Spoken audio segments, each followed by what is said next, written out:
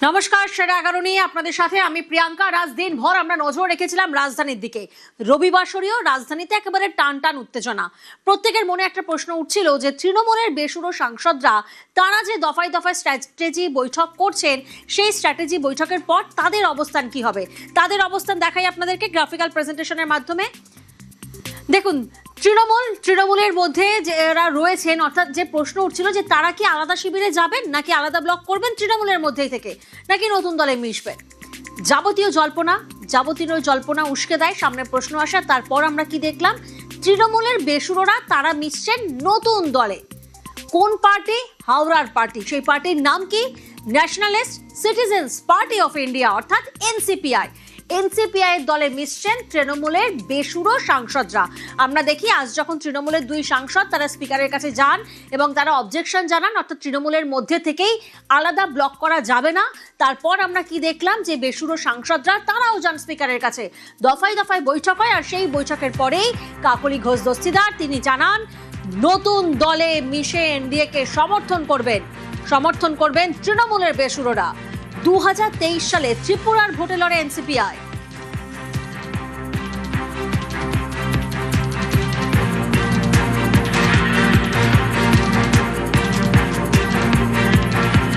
কি সিদ্ধান্ত হলো আজকে 20 জন সাংসদ মিলে স্পিকারকে সাক্ষাৎ করে আমরা আলাদা করে বসবার একটা ব্লক চাইলাম। স্পিকার মহোদয় প্রত্যেকের সই সেখানে আলাদা করে ভেরিফাই করলেন, দেখলেন এবং তিনি দেখে সন্তুষ্ট হলেন যে না, সব কাগজপত্র ঠিক আছে, আলাদা করে বসার ব্লক তিনি দেবেন এবং নতুন লোকসভা ভবনে আমাদেরকে ঘর নির্দিষ্ট তিনি করবেন, তার জন্য লিখিতভাবে স্পিকারকে চিঠি দিতে বললেন। তার আগে আমাদের যে আলোচনা হয়েছে তাতে নিয়ম অনুসারে প্রথমেই দল ভেঙে একটা জায়গায় চলে যাওয়া যায় না। তার জন্য একটা ন্যাশনালিস্ট সিটিজেন্স পার্টি বলে একটা দলের সঙ্গে যুক্ত হতে হচ্ছে, সেই নামেই জায়গাটা থাকবে। আর 20 জুলাই পার্লামেন্ট খুলবে, তখন আবার তৃণমূল কংগ্রেসের নামে আরেকটি দল আসবে। তখন আমাদের পক্ষ থেকে বলার থাকবে যে আমরাও তৃণমূল কংগ্রেস, গোনা হোক, এবং আলটিমেটলি গোটা ব্যাপারটা আদালতে গিয়ে ফয়সালা হবে। এবং যতদিন পর্যন্ত এটা থাকবে ততদিন আমার নিজের অভিজ্ঞতা বলছে জোড়াফুল প্রতীকটা সিজড হয়ে থাকতে পারে। আপনারা কি এর মধ্যেই জাতীয় নির্বাচন কমিশনেও যাবেন? এই আসল তৃণমূল বলে না, এখন যাচ্ছি না। हमारा जो एआईटीसी के सांसद थे उनमें से 20 जन हमने अलग से बैठने का चिट्ठी दिया स्पीकर साहब को, और हमारे जो सांसद हैं हम 20 अभी नेशनलिस्ट सिटीजन पार्टी के साथ हम लोग मर्ज करके एनडीए के साथ काम करेंगे, प्रधानमंत्री नरेंद्र मोदी जी के, हमारे अमित शाह जी के नेतृत्व में। আমরা প্রকৃত তৃণমূল আসল নকল ওসবের মধ্যে নেই, বা আমরা ওই সিম্বলও চাইনি। আমরা আমাদের এনসিপিআই এর সঙ্গে মার্চ করেছি, যে এনডিএ এর সঙ্গে কাজ করবে। আগামী দিনে নেতা কে হবেন আপনাদের দলে? ঠিক হয়েছে না? সেগুলো ঠিক হবে। আইন এত বড় একটা আইন এবং এতগুলো মানুষ ছেলে মানুষই করবে না, বা ওনারা যেরকম ভাবে, মানে যেহেতু দলে আমরা নেই বা দলে ওরা যে আছে তারা নানা রকম, আগে তো বলছিল যে 19টা সই হয়নি, মিথ্যে কথা। আমরা প্রমাণ দিয়েছি যে আমরা করেছি এবং বারবার বলেছিলাম যে আমাদের এতগুলো হয়ে গেছে। তারপরে ওরা বলছিল না, মানে সেটা তো আপনাদের কাছে সবচেয়ে বড় প্রমাণ। ওরা কি বলছে, কোনটা ঠিক হচ্ছে, বাস্তবে কি হচ্ছে, আমরা কি বলছি সেটা ঠিক হচ্ছে। আগামী দিনে আমরাই ঠিক বলবো।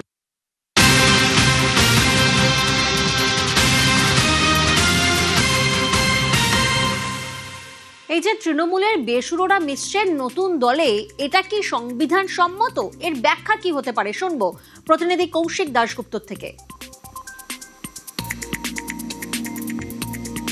কৌশিক রয়েছে আমার সঙ্গে। কৌশিক, সর্বপ্রথম যে প্রশ্নটা আসছে যে এটা কতটা সংবিধান সম্মত? দেখো, nationalist citizen party of India NCPI এর সঙ্গে মিশছেন তৃণমূলের বিরোধী সাংসদরা। এখন সংবিধান মেনে এটা হচ্ছে কিনা এটা জানার জন্য বুঝতে হবে আগে সংবিধানে কি বলা আছে।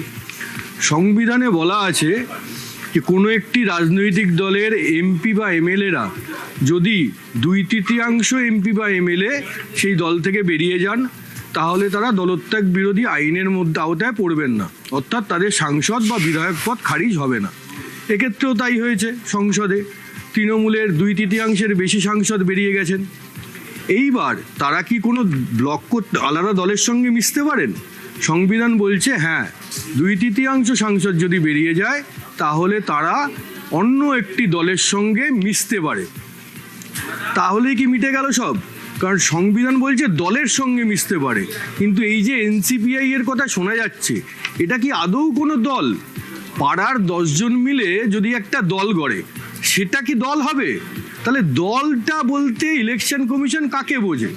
যে কেউ গিয়ে 500-1000 জন গিয়ে যদি ইলেকশন কমিশনে বলে যে আমরা একটি দল, সেটা তো রাজনৈতিক দল হবে না। তাহলে দল কাকে বলে?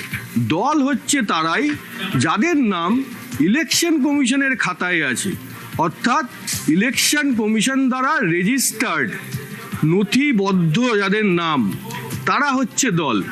এনসিপিআই কি নথিবদ্ধ? এনসিপিআই কি রেজিস্টার্ড? হ্যাঁ, তারা রেজিস্টার্ড। তারা 2022 সালে, আমাদের হাতে সেই নথি রয়েছে, 2022 সালের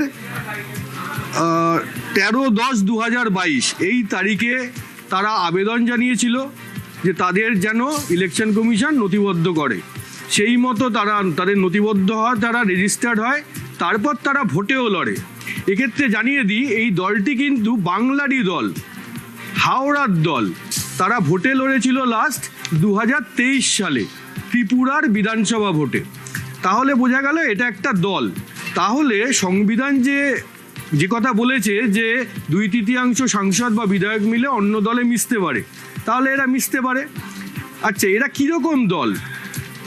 এটা কিন্তু সংবিধান বলে দেয়নি যে কীরকম দলে মিশতে পারে, শুধু দলের কথা বলেছে। এক্ষেত্রে দেখা যাচ্ছে এই এনসিপিআই দলটা ইলেকশন কমিশনের খাতায় এদের নাম আছে, কিন্তু তারা কোনো স্বীকৃত দল নয়, অর্থাৎ রিকগনাইজড দল নয়।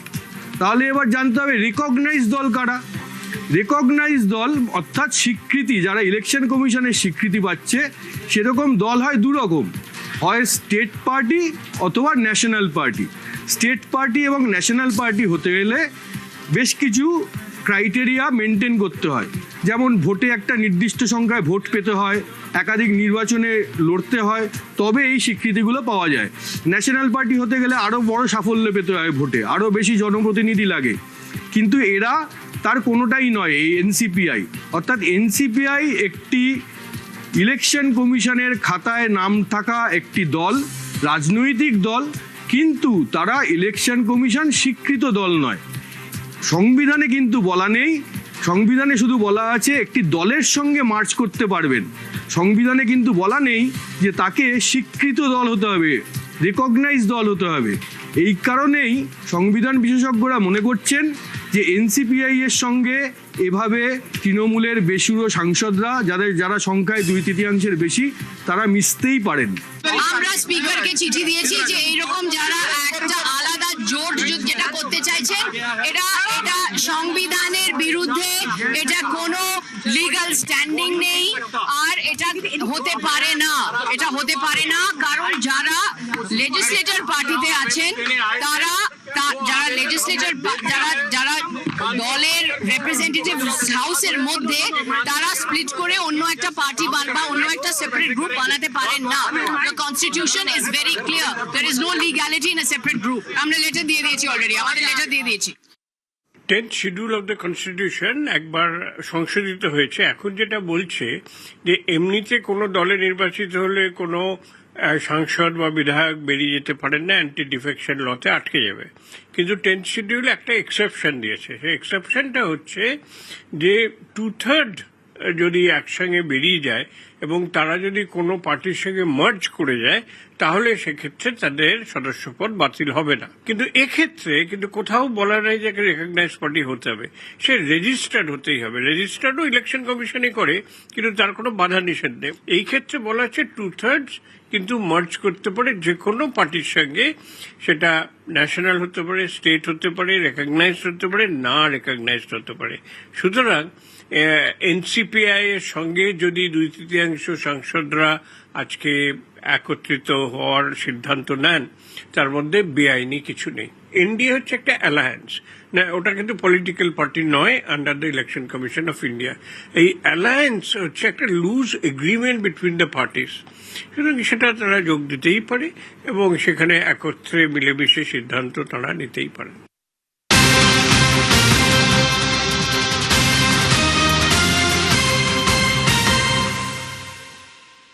তাহলে কি তৃণমূলের অস্ত্রে ঘায়েল তৃণমূল?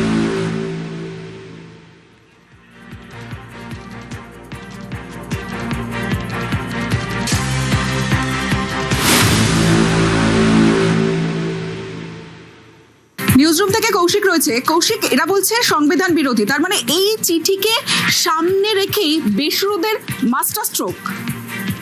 দেখো, সংবিধান বিরোধী মানে তৃণমূল যেটা বোঝাতে চাইছে, দাবি করছে যে কোনো একটি দল থেকে সেই দলের সাংসদরা বাইরে বেরিয়ে দল ছেড়ে এসে দলের বাইরে গিয়ে আলাদা একটা ব্লক করতে পারে না। মানে তৃণমূলের তো বসার একটা জায়গা রয়েছে সংসদে, সেখানে তৃণমূল সাংসদরা বসবেন। কিছু সাংসদ এটা করতে পারেন না যে তারা তৃণমূল থেকে বেরিয়ে এসে অন্য একটা জায়গায় বসবেন। এইরকমভাবে আলাদা ব্লক করা যায় না, এটা সংবিধান বিরোধী। আর সংবিধান কি বলছে? সংবিধান বলছে যে 2/3 সাংসদ বেরিয়ে অন্য দলে মিশতে পারেন। অর্থাৎ যে সংবিধান সংশোধনী যেই ধারাটা 91তম সংবিধান সংশোধনে এই কথাটা বলা হয়েছিল যে মার্চ করতে পারে 2/3 সাংসদ অন্য দলে। অর্থাৎ তৃণমূল যেটাকে হাতিয়ার করছিল যে অন্য দলে মার্চ করতে পারে, কিন্তু এরা তো মার্চ করছে না, এরা তো আলাদা ব্লক চাইছে, সুতরাং এটা সংবিধান বিরোধী। তৃণমূলের যুক্তি এটা। ঠিক সেইখানেই পাল্টা ওই একই সংশোধনীকে এবার এই বেসুরারা হাতিয়ার করলেন। তারা কি করলেন যে ঠিক আছে, ব্লক করতে পারি না, করলে সেটা সংবিধান বিরোধী হবে, তো তাহলে আমরা ব্লক করছি না, আমরা তাহলে অন্য দলেই মিশে যাচ্ছি। অন্য দলে তো মিশতে পারি, সংবিধানে তো সেই কথা বলা আছে অন্য দলে মেশা যাবে। সেই দলের চরিত্র কেমন হবে তাও বলা নেই, যে সেটাকে রেকগনাইজ হতেই হবে। এনসিপিআই রেকগনাইজ নয়, সুতরাং সংবিধানের দিক থেকে কোনো বাধা, সংবিধান বিরোধী আর বলা যাবে না। এটা হচ্ছে বেসুরোদের যুক্তি। যেটা মাথায় রাখতে হবে যে এই যে দলত্যাগ বিরোধী আইন, এটা 1985 সালে তৈরি হয়েছিল। সেটা ছিল সংবিধানের 52তম সংশোধন। সেখানে আগে নিয়ম ছিল 1/3 জনপ্রতিনিধি যদি বেরিয়ে যান বিধানসভা বা লোকসভায়, তাহলে তারা বেরিয়ে যেতে পারেন, দলত্যাগ বিরোধী আইনে পড়বেন না। পড়লে কি হবে? দলত্যাগ বিরোধী আইনে তার বিধায়ক পদ বা সাংসদ পদ খারিজ হয়ে যাবে। তাহলে 1/3 থাকলে আর পড়বেন না। কিন্তু তারপর সেটা সংশোধন হয় 2003 সালে। সেইটাই হচ্ছে 91তম সংশোধনী। সেই সংশোধনীকে প্রথমে হাতিয়ার করার চেষ্টা করছিল তৃণমূল। তারা বলছিল এই সংশোধনীতে তো কোথাও বলা নেই যে আলাদা ব্লক করা যাবে। সেইটাকে তখন পাল্টা এর চাল দিল এবার বেসুরো সাংসদরা। তারা বলছেন যে আমরা তো আলাদা ব্লক করছি না, আমরা তো আলাদা দলের সঙ্গে মিশে যাচ্ছি, এবং সেই দলের সঙ্গে মিশে যাওয়ার কথা তো সংবিধানে বলা আছে, তাহলে এবার তো আর সংবিধান বিরোধী বলা যাবে না। এইখানে দাঁড়িয়ে এখন পরিস্থিতি। ওরা যা ভালো বোঝে সেটা করুক, সেখানে আমার কোনো প্রতিক্রিয়া নেই। আমার প্রতিক্রিয়া হচ্ছে তৃণমূল দলটা ভেঙে গেল, তৃণমূলটা উঠে যাওয়ায় আমি চেয়েছিলাম, আমি আজও চাই তৃণমূল দল থাকাই উচিত নয় সমাজের স্বার্থে এবং পশ্চিমবাংলার স্বার্থে। আমি জানি না ওরা ব্লক করবে না কি করবে না, কার সঙ্গে যাবে না। এটা ঘটনা যে মমতা ব্যানার্জিকে ছেড়েছে সবাই। আমি এটাতে যার পর নাই আমি আনন্দিত, আমি খুশি।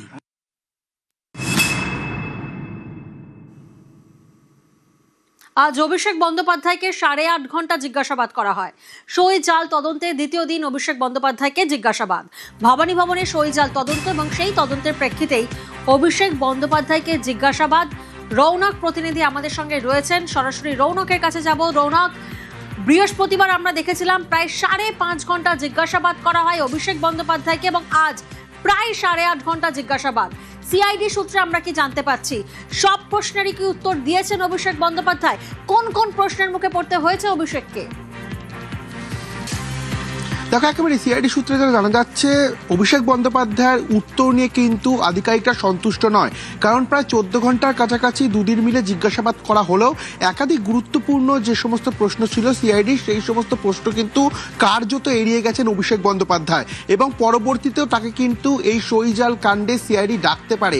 এখনো কোনো নোটিশ না দেওয়া হলেও আগের দিনও যে জিজ্ঞাসাবাদ করা হয়েছিল এবং আজকেও যে লাগাতার জিজ্ঞাসাবাদ, মোট প্রায় 14 ঘন্টার কাছাকাছি দুদিন মিলে জিজ্ঞাসাবাদ করার পরও সিআইডি আধিকারিকদের কাছে তার উত্তর কিন্তু সন্তুষ্ট তারা হয়নি। কেন হয়নি? কারণ রেজলিউশন বই নিয়ে যখন তাকে জিজ্ঞাসাবাদ করেছে সেখানে একাধিক জায়গায় তিনি কিন্তু সেই প্রশ্নগুলো এড়িয়ে গেছিলেন, এবং সবথেকে গুরুত্বপূর্ণ বিষয় যে বেশিরভাগ বিধায়কের সই ক্যাপিটাল অক্ষরে লেখা হয়েছিল, এবং যেটা সন্দেহ সিআইডির এই সইগুলো অন্য কেউ করে দিয়েছিল বা জাল সই করা হয়েছিল। এই ধরনের প্রশ্ন যখন অভিষেক বন্দ্যোপাধ্যায়কে করা হয় সেই রকম প্রশ্ন কিন্তু তিনি এড়িয়েও গেছিলেন, এবং গোটা প্রশ্ন উত্তর পর্বে তার উত্তর পেয়ে কার্যত সিআইডির আধিকারিকরা কোনো মতেই কিন্তু সে অর্থে সন্তুষ্ট হননি। বেশ,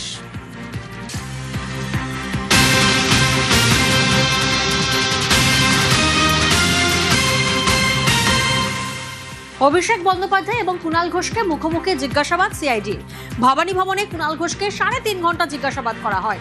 সই জাল তদন্তে নাম জড়িয়েছে অভিষেকের পিএ রৌনক। প্রতিনিধি আমাদের সঙ্গে রয়েছেন, সরাসরি রৌনকের থেকে একবার জানবো। রৌনক, ক্রস ভেরিফিকেশনের জন্যই কি এই জিজ্ঞাসাবাদ? দেখো একেবারে অভিষেক বন্দ্যোপাধ্যায় এবং কুণাল ঘোষ দুজনকেই মুখোমুখি বসিয়ে সিআইডি আধিকারিকরা জিজ্ঞাসাবাদ করে। মূলত যে বিষয়টি জিজ্ঞাসাবাদ করা হয় যে সইগুলোই কাদের ছিল বা রেজলিউশন বুক সম্পর্কে জিজ্ঞাসাবাদ করা হয়, কিন্তু দুজনের যে উত্তর সেই উত্তরে খুব একটা কিন্তু ফারাক নেই, এমনটাই আমরা সিআইডি সূত্রে জানতে পাচ্ছি। এবং কুণাল ঘোষ কার্যত রেজলিউশন বুক সম্পর্কে বা বিরোধী দলনেতা নির্বাচনের বিষয় সম্পর্কে কার্যত কিন্তু তিনি এড়িয়ে গেছেন, কারণ তিনি বলেছেন এই সংক্রান্ত বিষয় তার জানা সম্ভব নয়। অন্যদিকে অভিষেক বন্দ্যোপাধ্যায় যে আত্মসহায়ক, সেই আত্মসহায়কেরও কিন্তু নাম এই সই জাল কাণ্ডে জড়াতে পারে, এমনটাই সিআইডি সূত্রে খবর। কারণ যে জাল সইগুলো করা হয়েছিল প্রাথমিক অনুমান করা হচ্ছে সিআইডি তরফ থেকে এর পেছনে এই সুমিত রায়ের একটা হাত থাকতে পারে। সেক্ষেত্রে এই সইগুলি কারা করেছিল, যে কারণেই আজ অভিষেক বন্দ্যোপাধ্যায়কে একদিকে জিজ্ঞাসাবাদ করা হয় এবং অন্যদিকে কুণাল ঘোষকেও করা হয়, এবং ক্রস ভেরিফিকেশন করার জন্য দুজনকে মুখোমুখি বসে জিজ্ঞাসাবাদ করা হয়। এবং দুজনের যে উত্তর, সেই যে উত্তর বা যে বয়ান রেকর্ড করেছে সিআইডি, সেই বয়ানে কিন্তু সেরকম অর্থে কোনো ফারাকও নেই। বেশ, তদন্তের জন্য ডেকেছিলেন সিআইডি, আমি তাদের প্রশ্নের জবাব দিয়েছি, তদন্তে সহযোগিতা করেছি, তো হয়ে গেল। হ্যাঁ হয়েছিল, হ্যাঁ করেছি।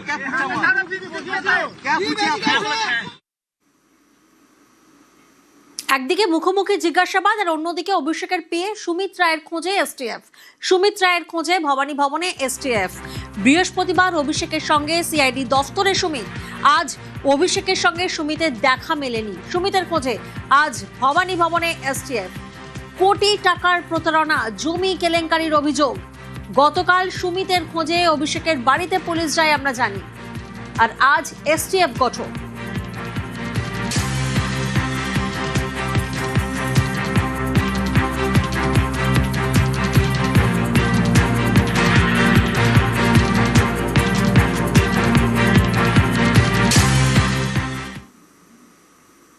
তৃণমূল নেতাদের বিরুদ্ধে ক্ষোভের বহিঃপ্রকাশ আমরা দেখছি কিভাবে। ডিম ছেড়া হচ্ছে বিধাননগরে। আজ আমরা কি দেখলাম? সব্যসাচীকে ডিম। ধৃত তৃণমূল নেতা সব্যসাচী দত্তকে লক্ষ্য করে ডিম। বিধাননগর পুরসভার প্রাক্তন চেয়ারম্যানকে চোর স্লোগান। কি অভিযোগ রয়েছে? তোলাবাজির অভিযোগ। তোলাবাজির অভিযোগে গ্রেফতার সব্যসাচী দত্ত। 31 নম্বর ওয়ার্ড অফিসে সব্যসাচীকে নিয়ে গেলে ডিম ছোড়া হয়। ক্ষোভের বহিঃপ্রকাশ স্থানীয়দের। এরা কেউ এই ওয়ার্ডেরও নয়, সল্টলেকের কিনা আমি তাও জানি না, সেই জন্য পুরো প্রি প্ল্যান, মানে উদ্দেশ্য প্রণোদিত বলছেন তো একদম। ধৃত সব্যসাচী দত্তকে বিধাননগর নর্থ থানার পক্ষ থেকে নিয়ে আসা হয়েছে। তারই একটি যোগা সেন্টারে যোগা প্লাস লেখা রয়েছে। ঠিক এখানেই দেখা যাচ্ছে তার পাশে যেখানে যোগা সেন্টার রয়েছে, যে ছাউনিটা রয়েছে, ছাউনির একেবারে পাশে একটা গলি, সেই সরু পথে থরে থরে সাজানো রয়েছে বালতি, যেখানে একদম বোঝা যাচ্ছে পৌরসভার যে বালতি, যে বালতিগুলিতে পচনশীল বর্জ্য পদার্থের যে বালতি, সেই বালতিগুলো কিন্তু রাখা রয়েছে। এবং দেখা যাচ্ছে যে প্রচুর পরিমাণে সেই বালতি কিন্তু এখানে মজুত করে রাখা রয়েছে। এটা কিন্তু এখনো পর্যন্ত মানুষকে দেওয়া হয়নি। অর্থাৎ বোঝা যাচ্ছে যে এই বালতিগুলি থরে থরে সাজিয়ে এখানেই কিন্তু রাখা রয়েছে। কেন এই বালতিগুলো এখানে রয়েছে তার কিন্তু উত্তর কোনো জানা নেই। তবে দেখা যাচ্ছে যে প্রচুর পরিমাণে বালতি তা কিন্তু ধরে ধরে এই যে যোগা প্লাস যে সেন্টার, সেই সেন্টারে কিন্তু রাখা রয়েছে এবং এই সেন্টার মূলত সব্যসাচী দত্তেরই। ক্যামেরায় গোপালের সঙ্গে সুদীপ্ত, নিউজ 18 বাংলা, কলকাতা। সব্যসাচী দত্ত মহাশয়কে বিধাননগর পুলিশের থানার কর্তৃপক্ষ তার নিজস্ব ওয়ার্ডে ভ্রমণ করালেন। কোথায় কোথায় অপকর্ম কুকর্মগুলো করেছিলেন সেগুলো তো দেখা দরকার অনুসন্ধানের জন্য, সেগুলো করা হচ্ছে। মধ্যে ডিমটা বাড়তি পাওনা, ডিমটা যেগুলো পড়েছে সেগুলো এগ রোল হতে পারে, পোচ অমলেট খেতে পারে, এগুলো তো কম পাওনা নয়। ধৃত সব্যসাচী দত্তকে নিয়ে পুলিশের ম্যারাথন তল্লাশি, তোলাবাজির অভিযোগে গ্রেফতার বিধাননগর পুরসভার প্রাক্তন চেয়ারম্যান। ধৃত সব্যসাচীকে নিয়ে প্রথমেই 31 নম্বর ওয়ার্ড অফিসে তল্লাশি, উদ্ধার করা হয় বেশ কিছু নথি। আর এরপর সল্টলেকের মৈত্রী সংঘ ক্লাব যোগা সেন্টারে তালা ভেঙে ঢুকে চলে তল্লাশি। সব্যসাচী সল্টলেকের বাড়িতেও তল্লাশি চালানো হয় এবং সেখান থেকে নথি উদ্ধার করা হয়। এখানেই শেষ নয়, রাজারহাট ফ্ল্যাটেও চলে তল্লাশি।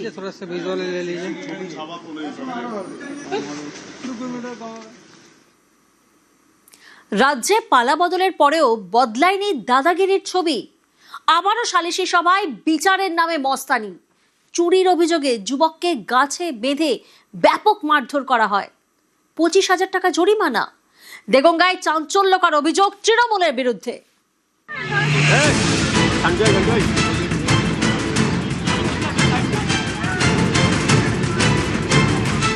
যুবককে গাছে বেঁধে বেধড়ক মার, কারণ তিনি নাকি চুরি করেছেন। এই ছবি উত্তর 24 পরগনার দেগঙ্গার।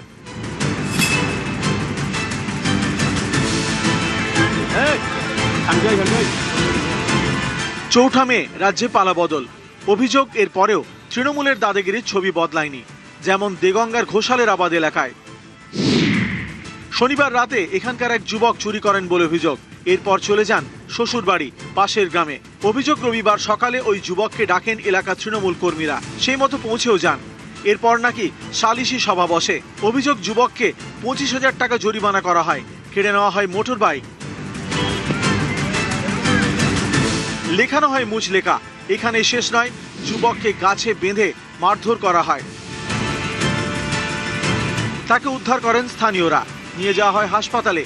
এই ঘটনায় এলাকারই 12 জন তৃণমূল কর্মীর বিরুদ্ধে দেগঙ্গা থানায় লিখিত অভিযোগ জানানো হয়েছে।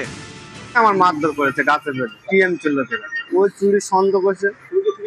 না, আমি ঢালাই কাজ করি। তখন আমি শ্বশুর বাড়ি। বিশাল মানে মেরেছে, হাত পা সব পৃথিবীর মাথায় পাতায় কোদালের বাঁশ দিয়েছে। আর বিচারে বলেছে যে 25,000 টাকা জরিমানা দিতে হবে, আর না দিলে ঘরে উঠতে দেবো না, ঘরে তালা মেরে দেবো।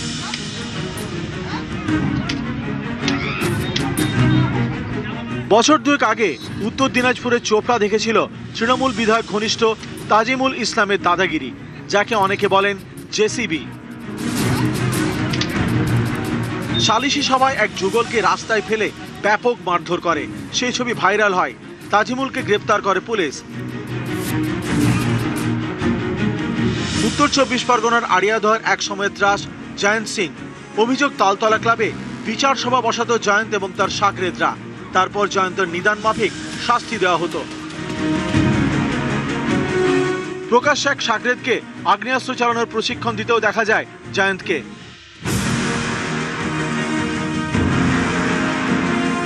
কখনো আবার হাত পা ধরে চ্যাংদোল্লা, তারপর লাঠি দিয়ে পিঠে কোমরে দমাদম মার। অভিযুক্ত জয়ন্ত সিং এবং তার দলবল। রাজ্যে পালাবদলের পরেও দাদাগিরির ছবিটা বদলায়নি। এবার দেগঙ্গায় দাদাগিরি। চোর সন্দেহে এক যুবককে গাছে বেঁধে মারধর, অভিযোগ সেই তৃণমূলের বিরুদ্ধেই।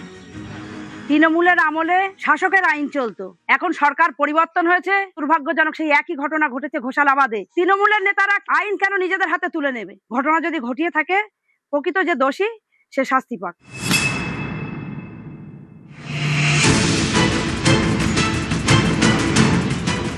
উত্তর 24 পরগনা সন্দেশখালী।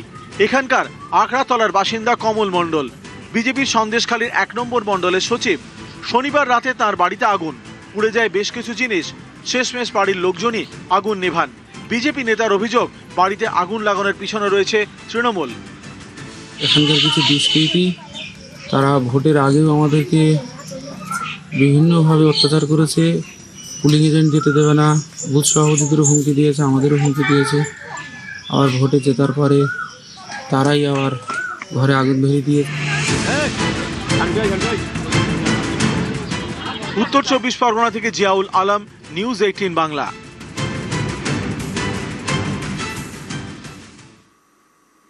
এবার জীবনদান। তৃণমূল আমলে বন্ধ জল প্রকল্পের নয়া জীবন। ক্ষমতার পালাবদলেই গতি পাচ্ছে থমকে থাকা জল প্রকল্প। ফের শুরু পূর্ব মেদিনীপুরের জল প্রকল্পের কাজ। নন্দীগ্রাম 1, নন্দীগ্রাম 2, চণ্ডীপুর, নন্দকুমার এই 4 ব্লকের ঘরে ঘরে পৌঁছবে পানীয় জল।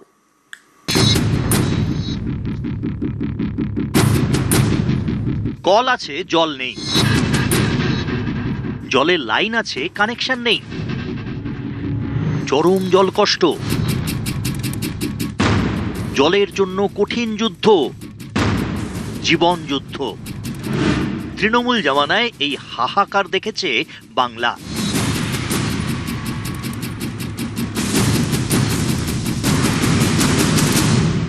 এরা ভোট রাজনীতি করতে গিয়ে বাড়ি পর্যন্ত পাইপ বিছিয়ে দিয়েছে, ট্যাপ দিয়ে দিয়েছে, কিন্তু জলের কানেকশন করেনি। এবার জীবনের ছবি, জীবন দানের ছবি। চোখের জলের বদলে এবার ঘরে ঘরে পানীয় জল।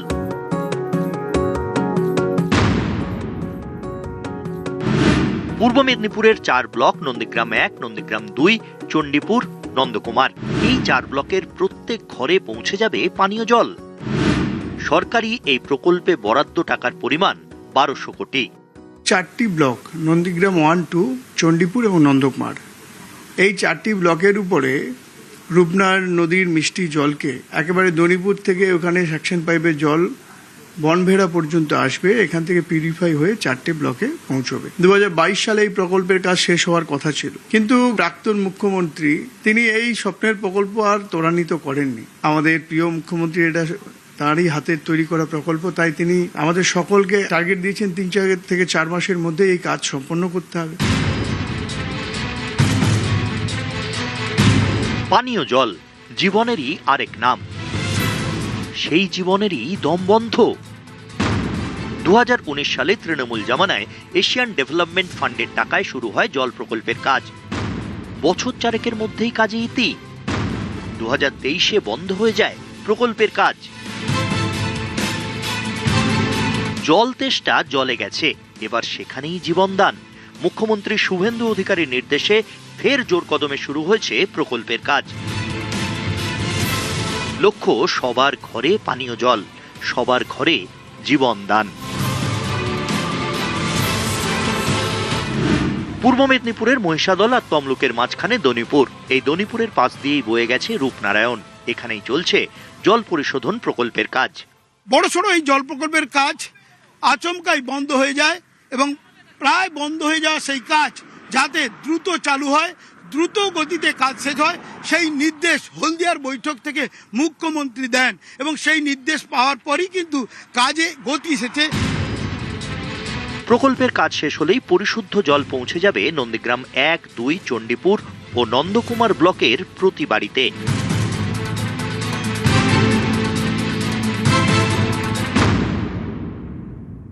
এলাকার মানুষের অবশ্যই সুবিধা হবে, বহু সুবিধা হবে, কারণ বর্তমান এখন এই গ্রীষ্মে দেখেছি যে জলের মানুষের প্রচুর হাহাকার পড়েছে। মুখ্যমন্ত্রীর নির্দেশের পরে খুব দ্রুত কাজ শুরু হয়ে গেছে। এটা হয়ে গেলে এলাকার মানুষের বহু উপকার হবে। এই যে জল প্রকল্প নন্দকুমার ব্লকের উপরে, এই জল প্রকল্পটা আরো দ্রুত যাতে কমপ্লিট হয় সেজন্য আমাদের বর্তমান মুখ্যমন্ত্রী উদ্যোগ নিয়েছেন। কাজ দ্রুত বেগে এগোচ্ছে আমাদের।